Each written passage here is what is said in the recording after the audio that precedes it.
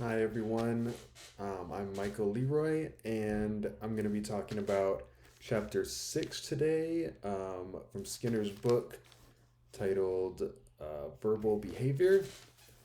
And Skinner starts the chapter by talking about um, the differences he thinks there are in language and verbal behavior.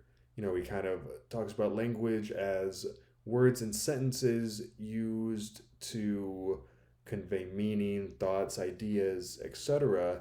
But he prefers the term verbal behavior, and he believes that verbal behavior basically is behavior.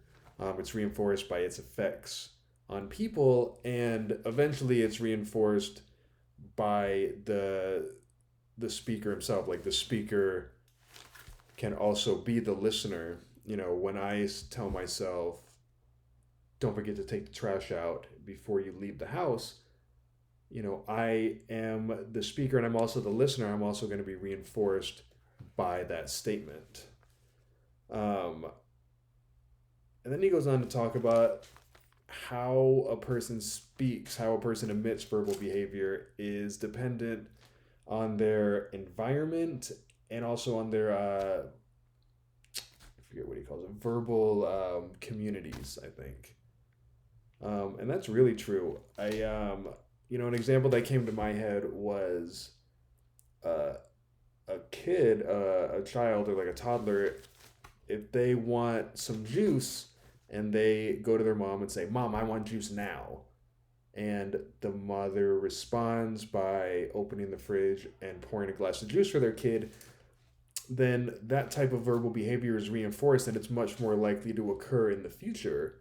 But some parents might unknowingly put that behavior on extinction by ignoring, that sort of that command, the "give me the juice now." They might ignore that and wait until their kid says, "Mom, may I have some juice, please?" And that in turn becomes the verbal behavior that's reinforced, and that makes it much more likely that it's going to occur in the future. Um, and I think as children get older, they become better at discriminating between different situations and different groups of people. They might in turn learn that I'm allowed to speak this way at home, but if I go to a friend's house, I have to say please and thank you and may I and all that stuff. But I don't think it starts out that way. And as adults, we've definitely become better at choosing how we talk based on the company that we're in. Like I'll talk very differently at work than I do around my wife or my friends or even my daughter. Um, when I'm at work and say I'm working with somebody who maybe they have autism or maybe they just have a general like processing delay. I know that when I'm having a conversation with them, not only do I have to speak slower, but I also have to give long pauses after I ask a question in order to get an independent response from them. I could be talking to somebody and ask them something and wait 20, maybe even 30 seconds, and then an independent response will be uttered by that person.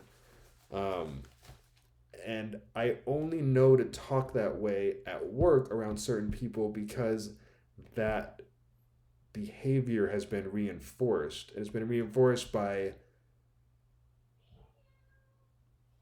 that behavior generating a genuine, independent response from the person I'm talking to, rather than them getting overloaded and resorting to just repeating things that I'm saying to them. So I've gotten a positive response by speaking that way in that situation, and that makes me repeat that behavior in the future. But under normal circumstances, you know, I know I do, and I think most people avoid long stretches of silence in a conversation. It's very punishing when that happens. So it's interesting that how we speak and how we emit verbal behavior changes based on who we're who we're around and the company that we're in. And then he goes on to talk about, meaning, and he states that meaning is not found in the topography but in the antecedent history. So, meaning isn't derived strictly from the words themselves, but based on the environment and based on the antecedent and based on past contingencies of reinforcement. The example he gives is about the rats, and if there's a flashing light, that means that they're going to get food, and if there's a constant light, that means that they're going to get water. Now, the flashing lights or even the component of the light bulb has nothing to do with food or water, but based on past contingencies, it's come to mean that for the rats.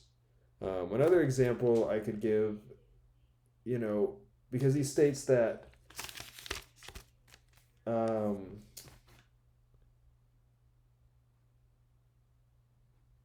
that meaning isn't the same for the speaker as it is for the listener, and it might even be different for multiple listeners. If my wife and I are driving somewhere to go to an event or to be with friends, and one of us wants to be there and one of us isn't excited about going.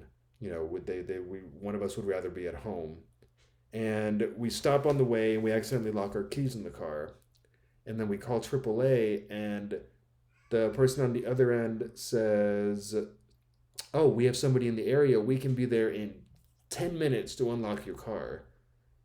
That means two different things to both of us. We both heard the same sentence. To one of us, that's good news. That means, oh, we get to go be with our friends. For the other one, that means, oh, we have to go. That means I'm going to have to go do this. And to the speaker, it means strictly the the facts of what he's saying. I have a driver. He's in the area. He'll be there in this amount of time. But based on the antecedent history and based on the environment and the situation that we're in, those words have different meanings for me and my wife. And he goes on to also talk about different aspects or parts of verbal behavior, like metaphors and abstractions. Metaphors being verbal responses evoked by similarity and stimuli. And then he also talks about the written language and how that allows us to respond or learn wisdom, is I think one of the words he used, without having been under the same control of conditions as the person who wrote it. And he talks about how when you're analyzing, traditionally when people are analyzing written work, they're only thinking about the effect that the written language has on the reader or the listener, and they're not taking into account the conditions that cause the writer to act, and therefore half of the meaning is neglected when analyzing the written word. And the question I had for everybody was, at some point in the chapter, he, and I quote, says, verbal behavior requires no environmental support. And the example that he gives is that you need a bicycle in order to ride a bicycle, but you do not need a bicycle in order to say bicycle. And, I thought about that statement a lot. And, I don't know if I agree that simply saying the word bicycle counts as verbal behavior as defined by Skinner, because he says that verbal behavior is behavior, and behavior is determined by the consequences, be it reinforcement or punishment, that makes the behavior more or less likely to happen again in the future. So I get that in some instances you do not need environmental supports, such as the example I gave of reminding myself to take the trash out. I don't There's no environmental supports I need to utter those words, and they do have consequences, and they do cause me to act a certain way in the future, but simply saying the word bicycle, I don't know if it qualifies as that. So I wanted to know if you guys agree with the statement that verbal behavior requires no environmental support, and specifically if you agree with the example he gave of saying the word bicycle.